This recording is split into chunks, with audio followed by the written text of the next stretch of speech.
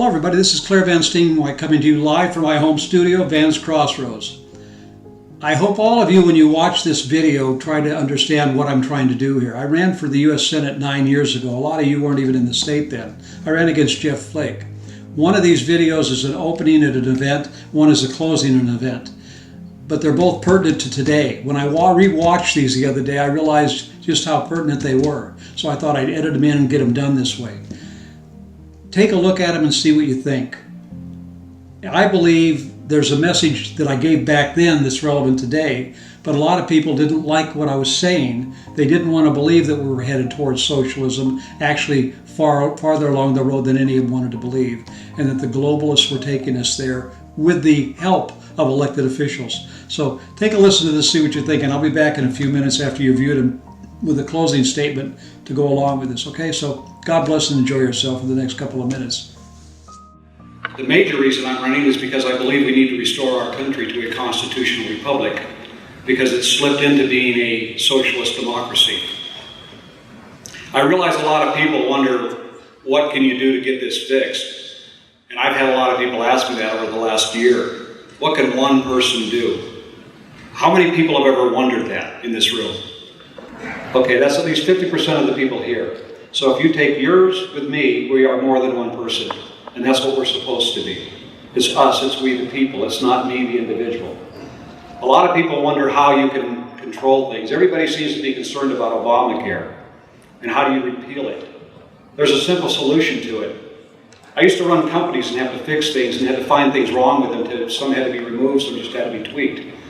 One simple solution to Obamacare, and one other thing we can solve with it, is what goes on in those churches, the restriction of freedom of speech.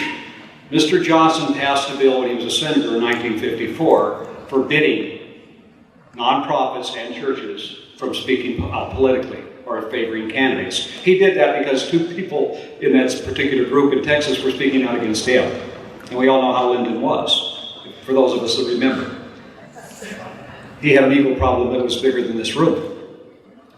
You repeal the 16th Amendment, which is our tax bills, and you repeal Obamacare, and you repeal that, and you repeal every other restriction on the American public that's stifling our economy and ruining us as a nation.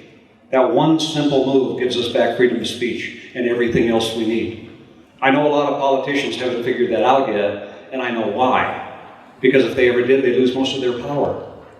And that's not what it's all about for most of them. It is about power. It's not even about money for them, it's power. They are power-hungry people. There are so many things we can do if we just reinstitute the Constitution, remove the 16th Amendment, pass a fair tax, our economy booms again, we get sovereignty back to the states, and we're off to the races, as we used to be. But all of these things are issues that some people don't like, many people don't discuss, and quite frankly, most of the people I hear on TV running for big offices like the presidency don't even know. They want to do this in 10 years. In 10 years, we won't exist. Even as we are today, we won't exist if we give them 10 years. We need somebody who will go to the Senate and stand up for what's right, no matter who's in charge, their party or the other. It's up to you if you really want fair elections in the state of this country to take your own republic back. Because the press, both print, radio, and TV, and now the internet, is bought and paid for by both parties and those with money. And that's a fact. Now, as far as being a conservative, I'm a Christian constitutional Republican. And I am a conservative. And I am consistent, and I'll tell you how I can prove it. I've never given a dime to John McCain. I've never given a dime to Jeff. I've never given a dime to Trump. I've never voted for one of them, and I will not.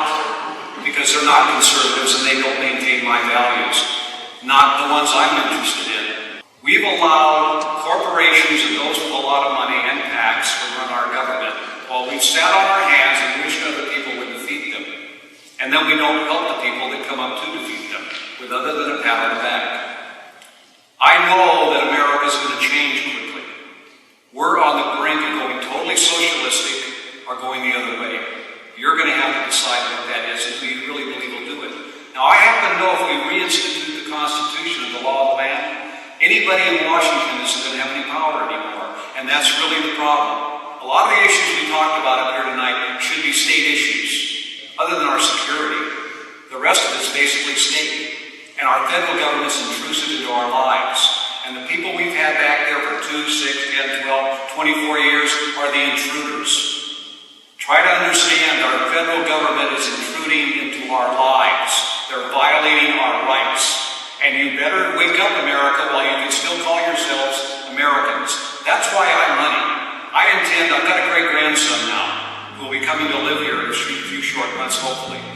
I want him to have the country my great-grandfather had, not the one I'm living in today. And with the people that we've got back there and some of them running now, it's going to get worse. Well, I'm back. What did you think? I know I enjoyed it, and it refreshed my memory as to what I was talking about. Because unlike some people, I don't get things written for me. So understand that our loyalties belong to this country, not to a party, not to a town, but to our nation as a whole. We live in Arizona. Most of the people I'm talking to do. I know I have others that listen from all over the country, and this message is as good for them as it is for us. We need to take our state back, our county back, our cities back, our schools back, and this can only be done by us, the people. Don't give up the vote. Don't shrink away from voting. We need to vote. That's our power. Politicians are afraid of our votes. They really are. If you want to get anything accomplished, that's all you have to do is threaten them with not voting for them. So continue to vote. But understand this too. We have a battle on our hands to restore our nation to a true republic form of government. Because right now, we're more of a socialist democracy than we are a republic. But it's up to us to get it back. God granted us our freedoms, gave us a great place to live and to grow up, and we want to hand this down to generations to come. But it's up to us to do it, to keep it, to maintain it, and to pass it on. We, the people, have to do this.